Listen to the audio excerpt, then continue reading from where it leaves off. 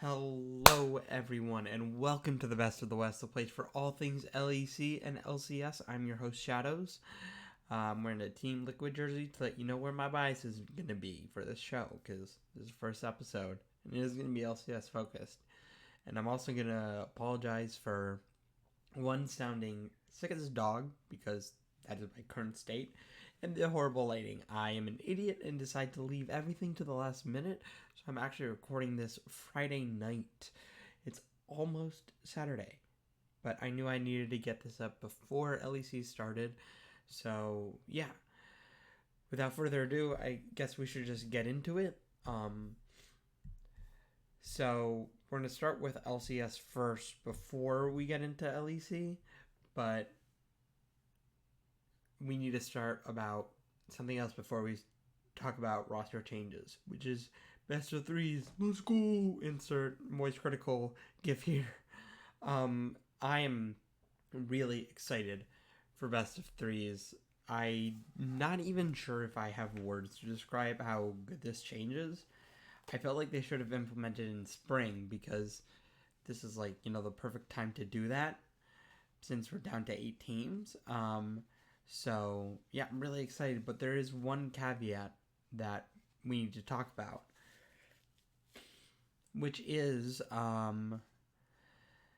if it's going to be LCK or LPL styled. Because in the LCK, my understanding is that if there is, a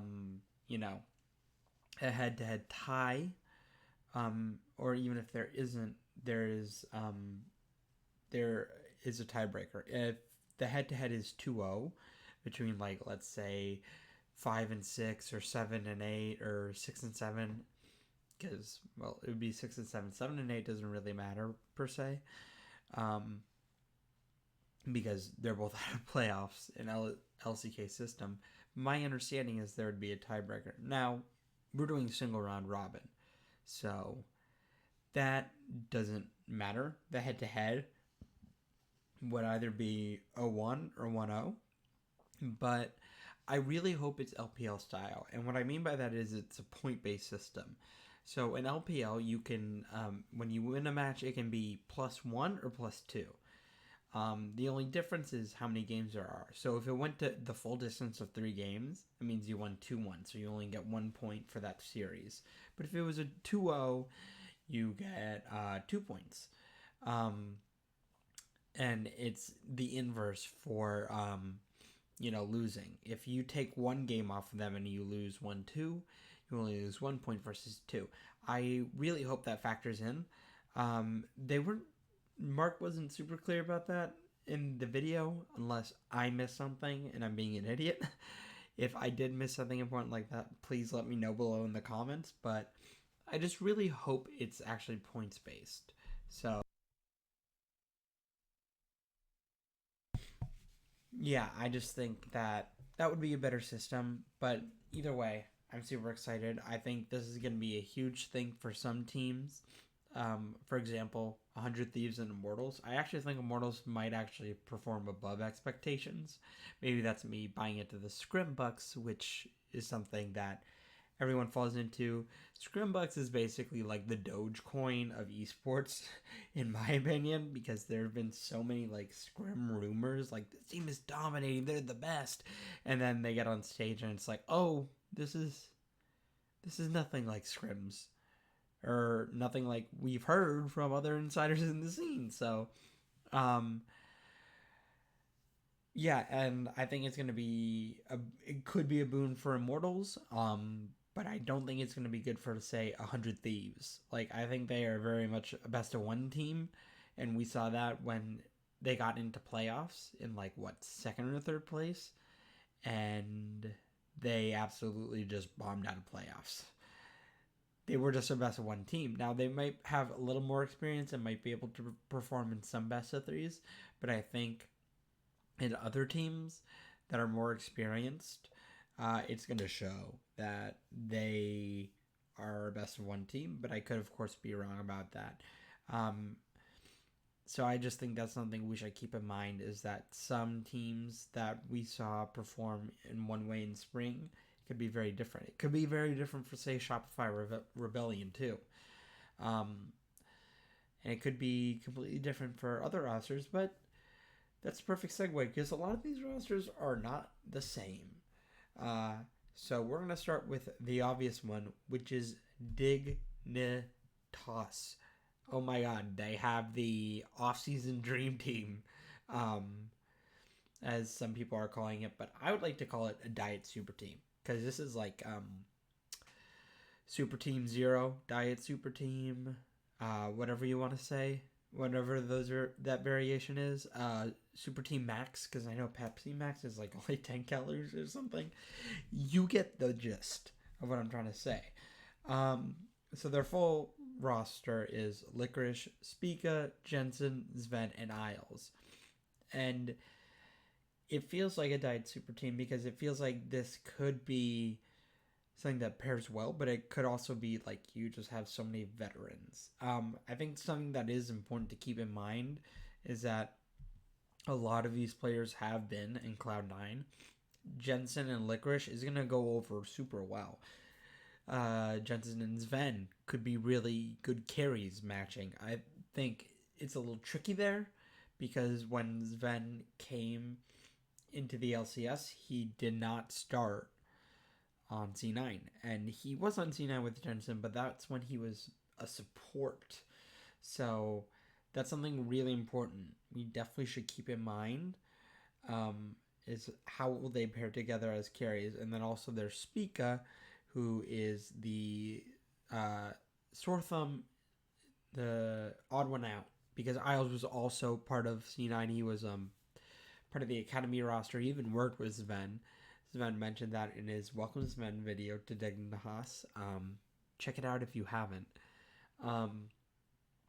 So they've all been like in the C9 system except for Spica. And there's actually something I want to mention about Spica.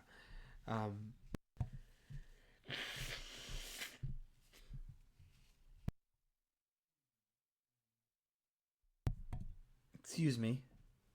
Sorry. I don't know if you can hear me blow my nose. Apologies. But Spica is actually the second least veteran. First is obviously Isles because he has not played that much on the LCS stage or at Tier 1 in North America. So he's least experienced. But when you do an inventory of like the veterancy, Spica is second to last with 4 years. I think it was 2 splits that were broken apart.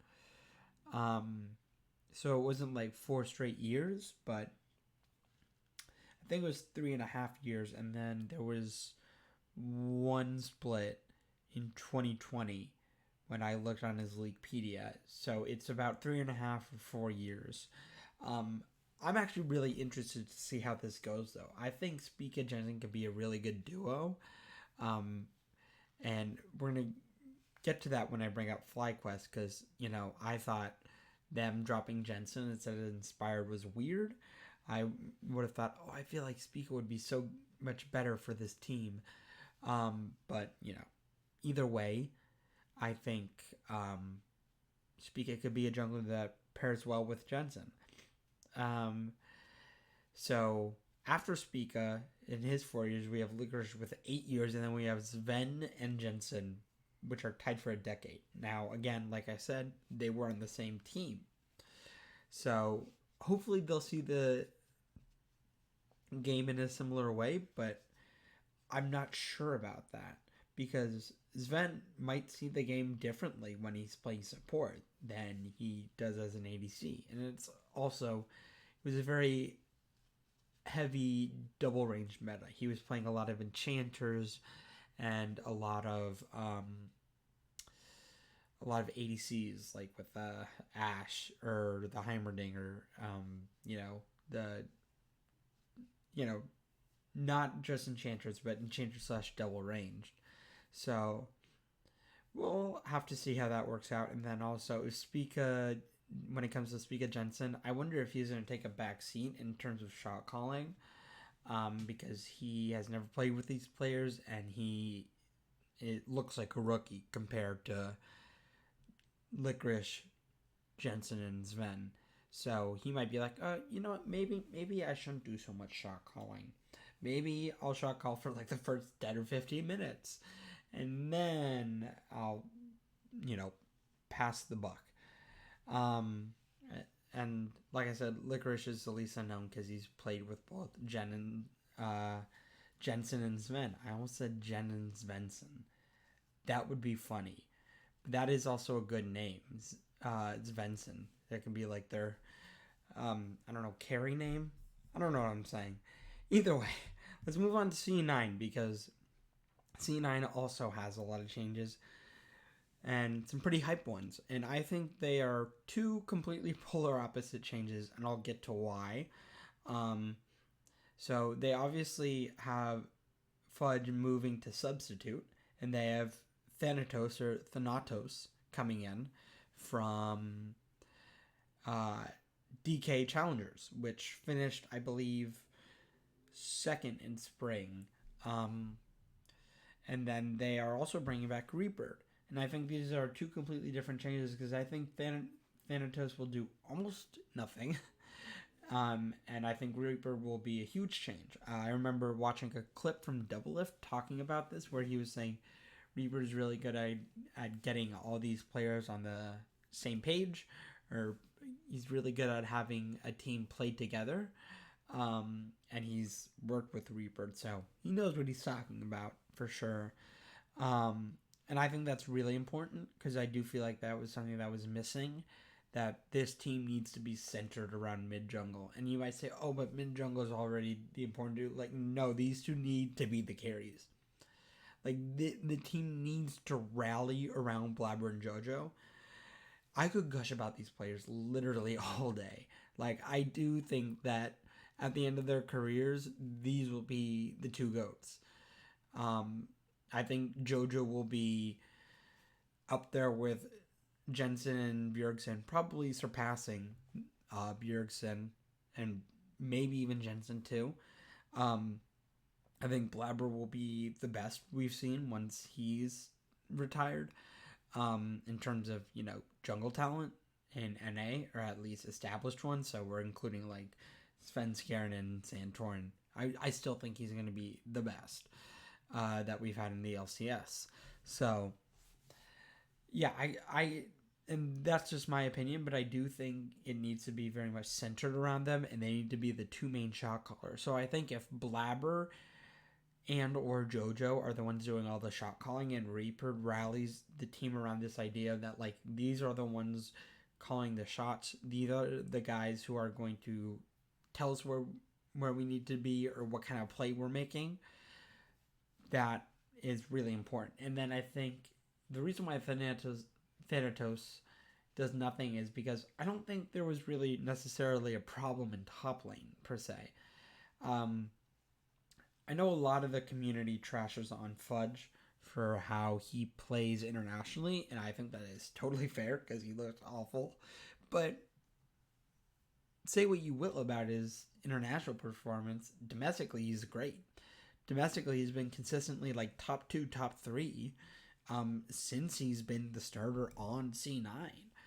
And I'm not sure why they would bring in a new top laner unless it's causing friction. The best reason I can think of is to replace your top laner is if the way the roster is working right now on the bot side is if Fudge is causing some friction with, like, say, JoJo.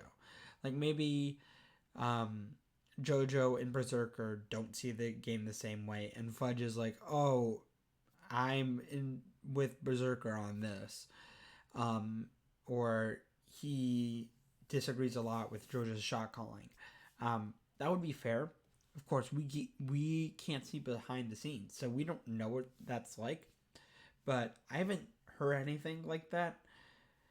From what I've heard, he's actually pretty easy to work with, and I think even if you really did need to replace your top laner, this was a wrong move.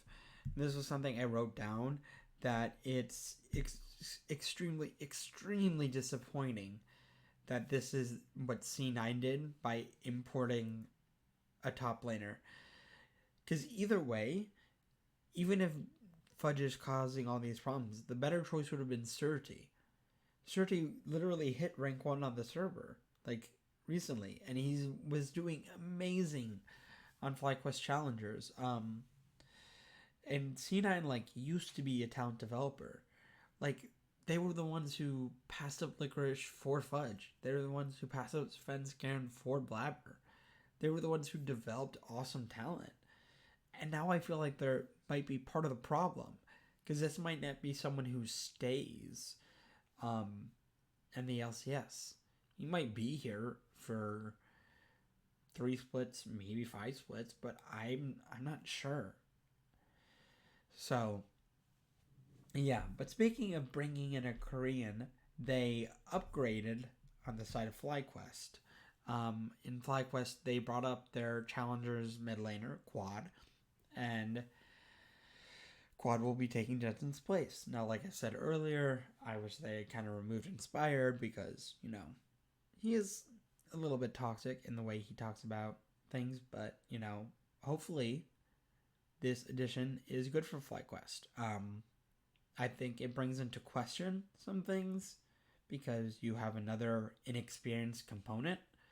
I think Quad may have had some time starting in the LCK, if I am not mistaken, but I believe he also played top lane in LCK Challengers. That's what I remember seeing on his Wikipedia. So I think he's had some starting time in the LCK in top, and maybe he's had some in mid, and I could be completely wrong. I could have missed that, but yeah. I think that is pretty much it for changes in the LCS. Nero is on Immortals, so he is taking a role there. That's good to have him back in the scene in the LCS. I do believe he was working for Disguised the last split, but I could be wrong. All right. Moving on to LEC. We've got a lot of more changes that I'm going to say a lot less about. So, start off with the biggest change, which is KC. So, they completely changed their entire top side.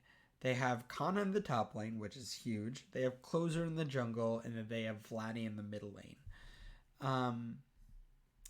I do think these are good pickups. I think Kana is obviously such an upgrade from Cabochard. I think Cabo is easily the worst player on KC in, the winter and spring split. So I think that's a good change. I think Closer is also a good change because he was definitely a shot caller when he was on 100 Thieves in the LCS. I think something important to keep in mind, though, is that their bot lane hasn't changed. So the lineup is Kana, Closer, Vladdy, but it's still Upset and Targamas. And the biggest problem Targamas has is that this guy just doesn't fucking talk in team comms. Like, we've seen it with G2. He just doesn't talk. But he had, so much experience around. He had Jankos and Caps.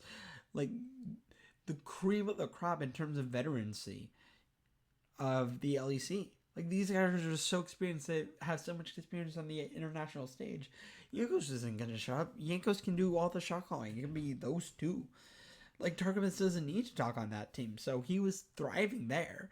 And I think that's part of the problem here, is Targamas just doesn't talk. He's like the quiet Belgian guy at the lunch table. He's like, how they're all cliques when we were in high school and middle school? Targamas is like the quiet table. It's like a bunch of kids who are very loosely associated, but it doesn't matter because they're all just sitting there watching stuff on their phones with their over-the-air headphones.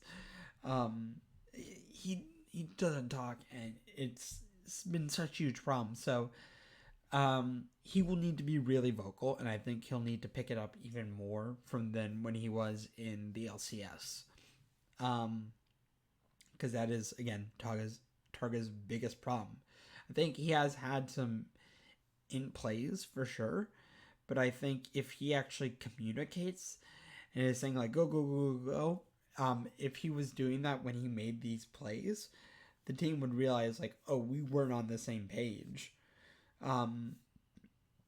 But yeah, I do think Closure is a great pickup. Kana is obviously so much better than Cabo, and then Vladdy could be good, but I'm very nervous for him because if this roster doesn't work, Casey might have to shake up a lot again. And Vladdy is coming up from the ERLs. I'm not sure if it was KC Blue or if it's another ERL team. We're going to talk about a different KC Blue player later, but yeah, I'm nervous for him, and it's going to be hard. But let's move on to Giant X, because Otoame and Peach are out. They have the Antonio coming in and Juhan. And I think Juhan is obviously a huge pickup. He is technically a world champion. Technically. In the same way that Promiscu is technically an MSI champion. Shout out to Dagda for that. And Oto and Peach are still under contract, so that is something important to keep in mind. But I'm not sure if the Antonio is necessarily an upgrade in the same way that Juhan is, because I saw the Sheep Esports article about how he's been trying so hard to get to the main stage and play in the LEC, and that is obviously super happy to see someone reach their dreams and their goals. But it's really sad to see Oto, and I just hope he has something to do. I do believe he streams. So hopefully he'll have that to keep him over and tithe him over until next year. But I really hope to see him next year in the league because he's one of the players who's been playing the longest. So I think it sucks. It's sad to see that he doesn't have a team, but I hope he'll have one next year. And then last but not least, I want to talk about Vitality because Douglas is out and Linkus is in, and Linkus is from KC Blue, I believe. And people are saying he's really good. And maybe he is really good. I want to believe it. I think a different jungler could help them a lot. I wish they would have tried it while Perks was still there, but or no, that's Heretics. Why did I confuse Vitality and Heretics? Yeah, but this could help a lot for Vitality. This could be a huge change. But yeah, I hope it goes over well. And let's see if the hype materializes.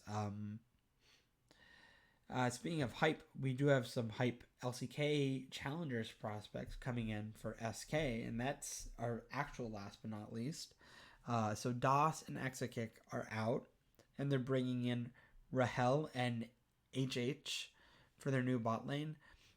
I heard them say something different on Euphoria, so that may not actually be the support's name, but these two are coming from challengers. Rahel is coming from DK Challengers, which was a really good team. They finished second in the previous split. And of course, they've had a lot of hype talent. They have Thanatos, who's really hype for C9. Lucid was on the team last year. I believe Rahel and Thanatos both played with Lucid, and DK brought Lucid up, and he's like on their starting roster now. And then HH is coming from Nong Shim Challengers. That's really hard to say when you're sick. He finished one spot below. They got third place overall. And this bot lane clearly has good potential, but it depends on the factor DOS played and how HH plays. Because this has a lot of potential, but it could also be a really slow start. I'm talking like Regigiga style slow start, like actually that slow, where you don't get your full stats until turn 6, aka next year, because it depends on how vocal DOS was. Whenever whenever you have an import for support, I always feel like that can change a lot depending. It also depends on the players because your late game shot caller might be your jungler. It might be your mid laner or top laner. But support has to link up with the jungler a lot, which is obviously the most important in the early game. And they usually are a big part of shot calling in the mid and late game. And it's why I think Casey, despite their awesome changes, will still probably fail. Because I just think support is so important for that shot calling role. So it depends on how vocal DOS was and like calling the shots and like making the plays. And it also depends on, HH's English. His English skills when he comes in and how fast they improve. I know for like Malrang, his English was actually pretty good because what I was saying is like, oh, it was reused English skills after a year. And this was like, after Malrang had just come in, he was just improving really fast. So depending on how fast they improve, it can mean a lot. And that is it. I know this was very rambly and not coordinated. I will bring up the quality of this so much more for next time. Hopefully next time will be after 2 weekends of LCS, and LEC has, actually no, it would be after 3, and after LEC is done with their first round and hasn't started playoffs. But I might do an episode in between now and then. So yeah, I will definitely bring up the quality. Like I said, apologies for being sick as a dog and for the weird lighting. But I hope you guys enjoy this and have other improvements you want me to make. But yeah, that has been the best of the West from your host Shadows. And I'm signing out. See ya.